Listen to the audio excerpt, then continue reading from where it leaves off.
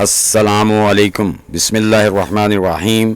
मैं हूं अमजद अली हैदरी। दोस्तों, जून के महीने में गर्मी बहुत ज़्यादा होती है, तो जिसकी वजह से हमारी मिट्टी बहुत जल्द खुश्क हो जाती है। तो मिट्टी के खुश्क होने से हमारे जो बीज होते हैं उनके टिश्यू ख़राब हो जाते हैं, वो सही तरीके से जर्मिनेट ही नहीं कर पाते या बिल्कुल ही जर्मिनेट नहीं होते। इसलिए गमलों में सब्जियां उगाने का बहुत ही आसान तरीका बताने वाला हूं, जिससे आपके बीज 3 से 4 दिन में जर्मिनेट हो जाएंगे। आप भी इस तरीके से बीज उगा सकते हैं जिससे जल्दी जर्मिनेशन होगी। तो दोस्तों, बहुत ही आसान तरीका है, वीडियो को लाइक और शेयर कर दें। तो सबसे पहले दोस्तों, आपने अच्छे बीज का इंतखाब करना है, हाइब्रिड बीज का, जो आपको सब्ज़ मंडी में से या गार्डन शॉप में से या ऑनलाइन भी मंगवा सकते हैं।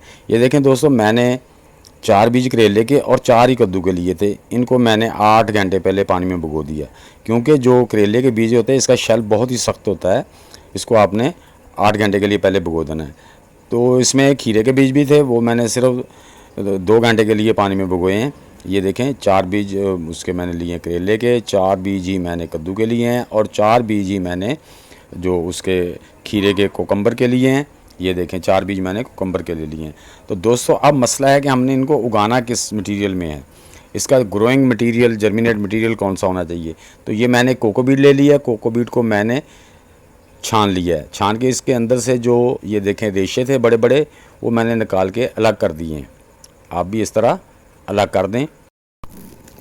तो दोस्तों, ये रेशे अलग होने के बाद हमारे पास जो है ना वो नीट कोकोबीट्स आ गए हैं। अब हम इसमें, मेरे पास ये जो है ना चाय की पत्ती, टी लीफ मोल्ड जो है ना, उनको डिकम्पोस्ट किया हुआ है, और ये जो मेरे पास किचन वेस्ट की होती है ना कंपोस्ट, वो भी मौजूद है। 20% हम टी लीफ कंपोस्ट ले लेंगे और 20% ही हम जो किचन वेस्ट से हमने डिकम्पोज किया था वो ले लेंगे, और 60% जो है ना इसमें वो हम कोकोबीट मिला के इनको अच्छी तरह आपस में मिक्स कर लेंगे। तो अगर दोस्तों आपके पास गोबर की खाद या अकेली या कोई एक चीज़ है, तो आप 60% वो ले लें कोकोबीट्स कि, उसके अलावा जो है आप 30% उसमें गोबर की या किचन वेस्ट की खाद मिला दें, और 10% उसमें गार्डन सॉइल भी मिला के आप पुडिंग बना सकते हैं। 20% हमने टी लीव जो हम डिकम्पोज किए थे वो ले लिए हैं। 20% ही हमने जो किचन वेस्ट से डिकम्पोज किया हुआ था मटेरियल वो ले लिया है, और 60% इसमें हम कोकोबीट्स मिला के इसको अच्छी तरह मिक्स कर लेंगे। अब हम इन सब चीज़ों को आपस में अच्छी तरह मिक्स कर लेंगे। बिल्कुल आपने अच्छी तरह मिक्स करके एक जान कर लेना है। तो दोस्तों, ये मिक्स हो गई है। अब हम दोबारा इसको अपने बोल में वापस भर लेंगे। आप भी इसी तरीके से अपने पुडिंग मटेरियल को अच्छी तरह मिक्स कर लेना है। तो दोस्तों, अब हम इसमें जो छोटे डिस्पोजेबल ग्लास होते हैं उनमें फिल कर लेंगे, ताकि हम उसमें आसानी से अपने बीजों की जर्मिनेट करा सकें। ये देखें, जो बड़े रेशे से मैंने नीचे डाल दिए, ताकि हमारे जो ये ग्लास है इसके नीचे जो हमने सुराख किए हुए हैं साइडों में या नीचे, वो बंद ना हो। ऊपर हम जो पुडिंग हमने तैयार की है उसको भर लेंगे, और भर के ये थोड़ा सा इसको हिट कर लेना है ताकि वो नीचे बैठती जाए। हाँ, ये इस तरह से आपने अच्छी तरह इसको भर के हिट कर लेना है। इसी तरह आपने सब गिलासों में या पोट में मिट्टी को भर लेना है।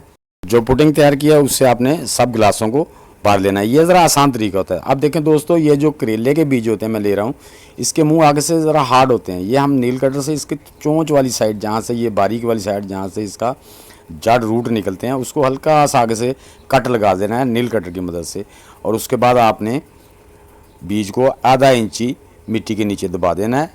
ज़्यादा गहरा नहीं लगाना, आधा इंची आपने मिट्टी के नीचे दबा देना है। इसी तरह आपने सब बीजों को, करेले के बीजों को लाजमी आगे से थोड़ी सी नोक काट के फिर लगाना है। तो इस तरह हम अपने सब बीजों को इसमें हमारे गिलास में लगा देंगे।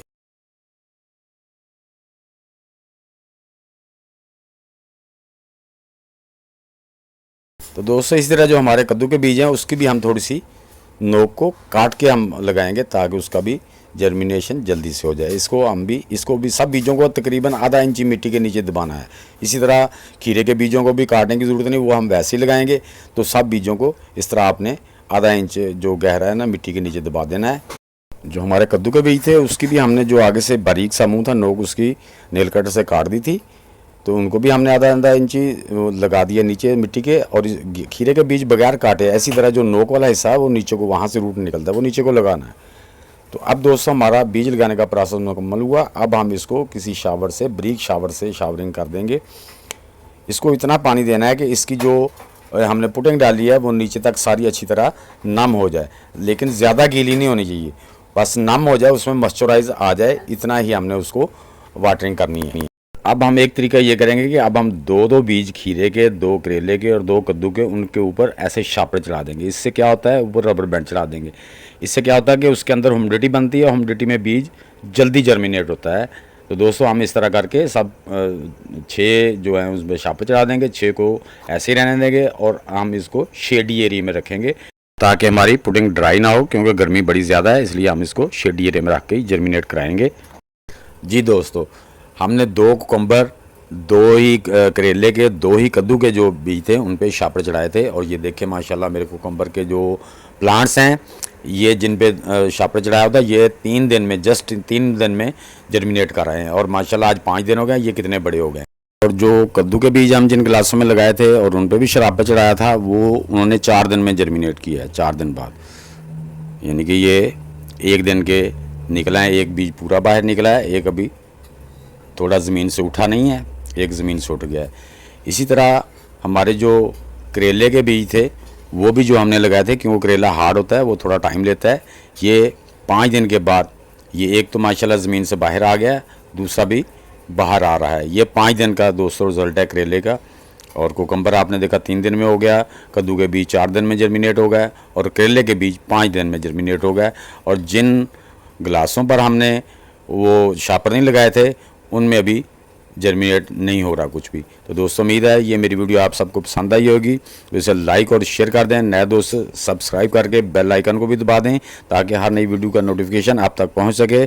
मिलते हैं नेक्स्ट वीडियो में, तब तक के लिए सब दोस्तों को अल्लाह हाफिज़।